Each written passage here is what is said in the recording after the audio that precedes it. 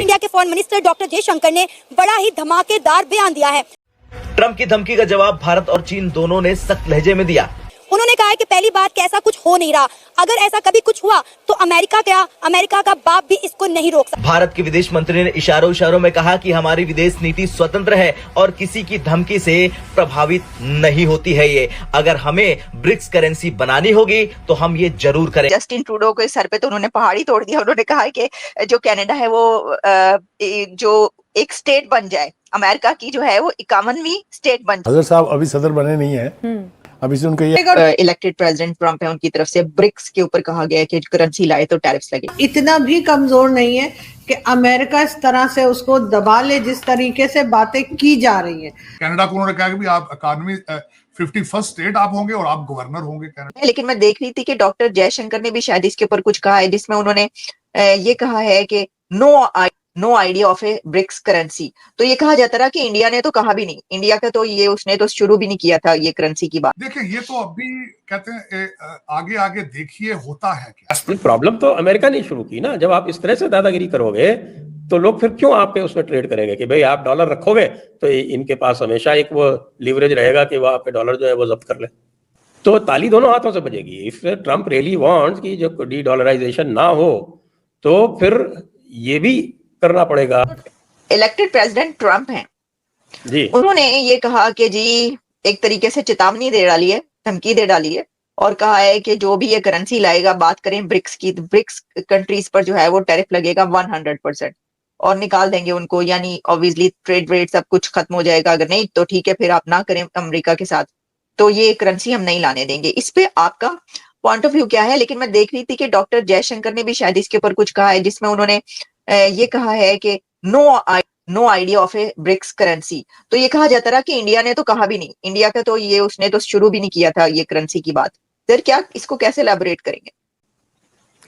देखिए एक ये ब्रिक्स करेंसी की बात शुरू क्यों हुई, क्योंकि ये करेंसी की बात तो बहुत पहले से हुई थी। और ये भी है कि साहब की जो अमेरिका की जो चौधराहट है वो उनकी जो reserve currency, dollar becoming a reserve currency, उसकी वजह से ये स्थिति है। अब अमेरिका ये सोचना पड़ेगा अमेरिका को, बल्कि I think Trump would know कि ये जो डी डॉलराइजेशन का जो तमाशा नहीं कहूँगा, तो डी डॉलराइजेशन का जो मूव इसने जो जोर पकड़ा वो तब पकड़ा जब अमेरिका ने बदमाशी की। लेकिन इसमें असल में रशिया और चाइना इन्वॉल्व। तो ताली दोनों हाथों से बजेगी। इफ ट्रम्प रियली वांट्स कि जो डी डॉलराइजेशन ना हो तो फिर ये भी करना पड़ेगा कि ये जो सैंक्शंस हैं और ये सीजिंग ऑफ एसेट्स है, all that they have to remove from their system.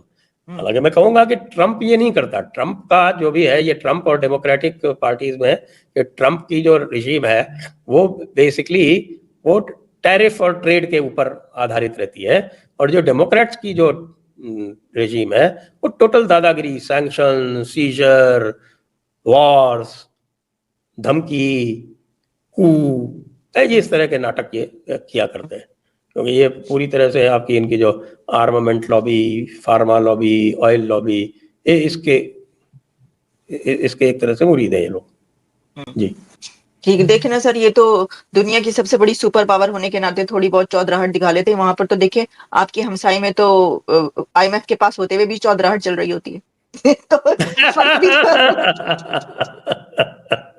इनको तो चलो हक है सर, अमेरिका को तो हक है, तो उठे थे। जस्टिन ट्रूडो के सर पे तो उन्होंने पहाड़ी तोड़ दिया। उन्होंने कहा है कि जो कनाडा है वो जो एक स्टेट बन जाए, अमेरिका की जो है वो 51वीं स्टेट बन जाए।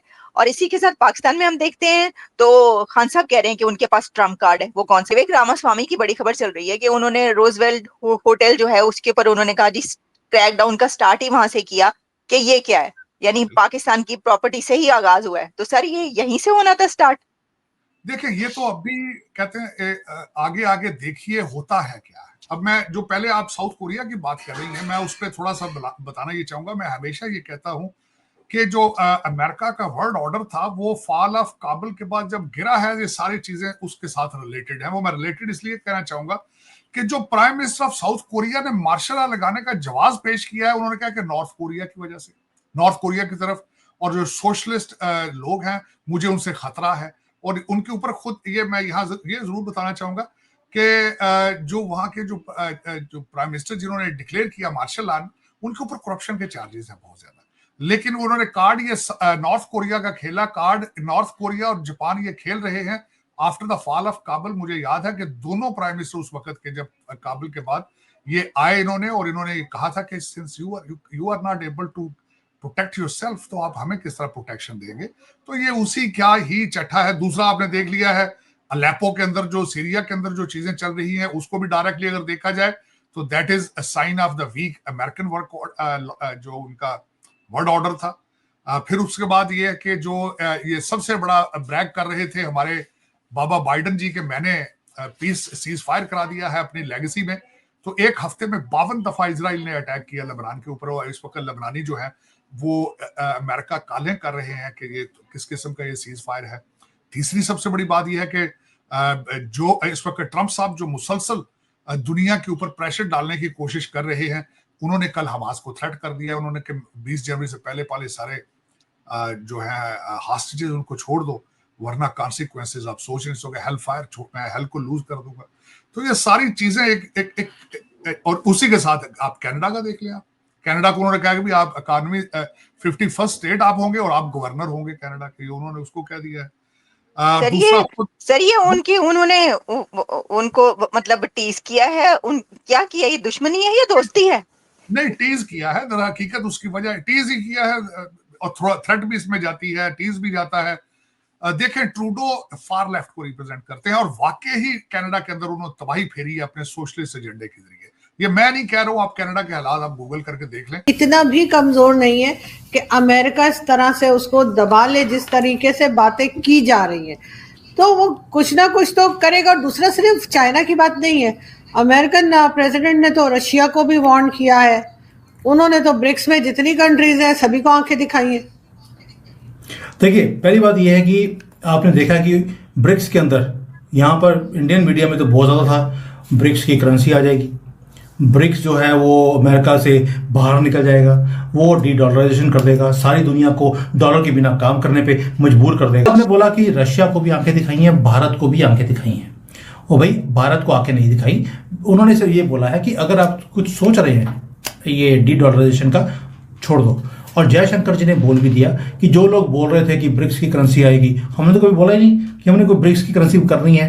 तो उन्होंने अपना पला झाड़ लिया कि ब्रिक्स की करेंसी, अस्सी तक कभी बोले ही नहीं कि ब्रिक्स की करेंसी आएगी। तो उन्होंने कह दिया कि हम तो ये डॉलर के साथ ही ठीक है। तो भारत ने अपना स्टैंड बता दिया है कि वी आर विद अमेरिका, हम कुछ भी इसके बाहर करने वाले नहीं है। एंड सेकेंडली, जो ब्रिक्स की करेंसी है, गवर्नमेंट ऑफ इंडिया ने कभी नहीं बोला कि हम इसे सपोर्ट करते हैं।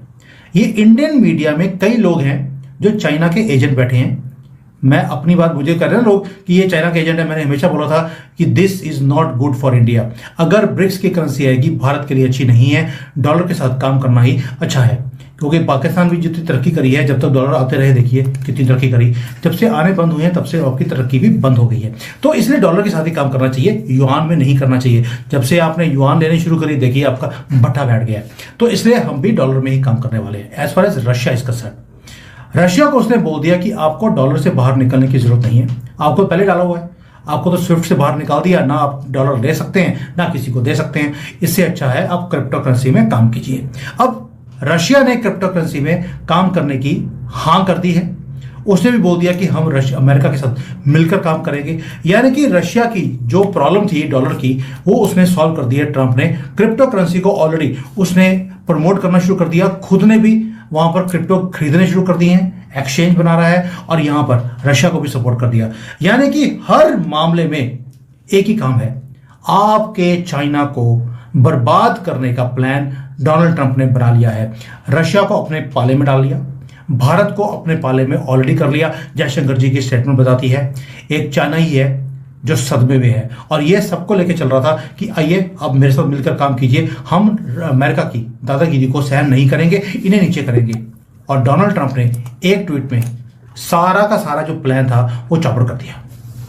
यानी इस बार डोनाल्ड ट्रंप जो आ रहे हैं एज अ प्रेसिडेंट, तो वो पहले से ज्यादा स्ट्रिक्ट साबित होंगे, कई कंट्रीज के लिए आपके ख्याल से ज्यादा टेढ़े साबित होंगे?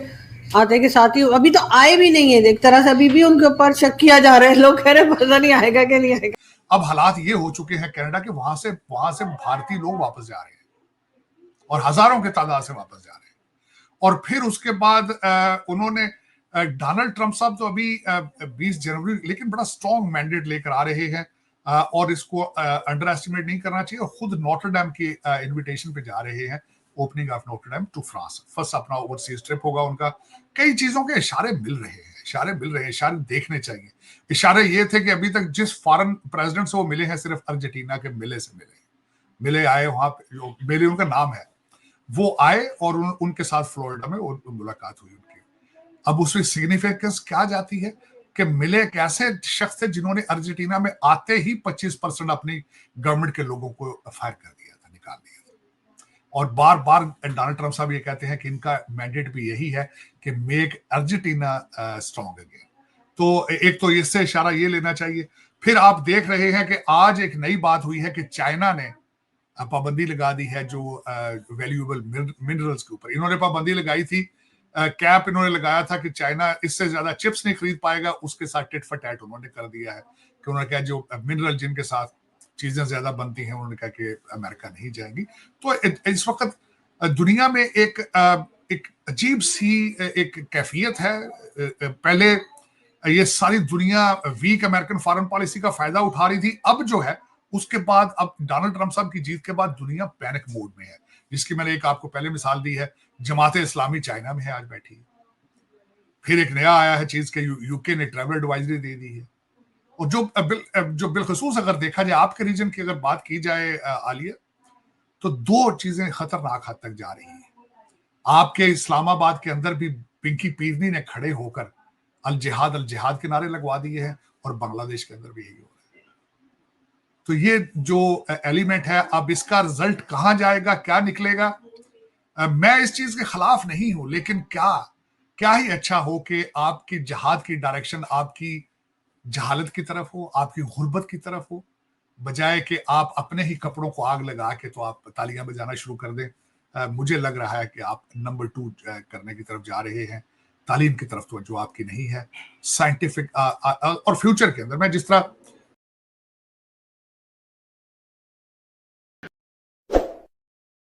माजी के अंदर मैं ये समझता था कि इंग्लिश के बगैर गुजारा नहीं होगा, जो इंग्लिश लोग नहीं पढ़ेंगे वो आगे तरक्की नहीं कर पाएंगे। आज मैं आपको मुसलसल वार्न करने की कोशिश कर रहा हूं, जो लोग मेरी ये जुबान समझते हैं और पाकिस्तान में रहते हैं, कि आने वाले दिनों में जो डॉक्टर जयशंकर साहब ने अगले दिन थ्रेट किया, 100% मैं एग्री करूंगा कि अगली जंग चिप्स पे हो।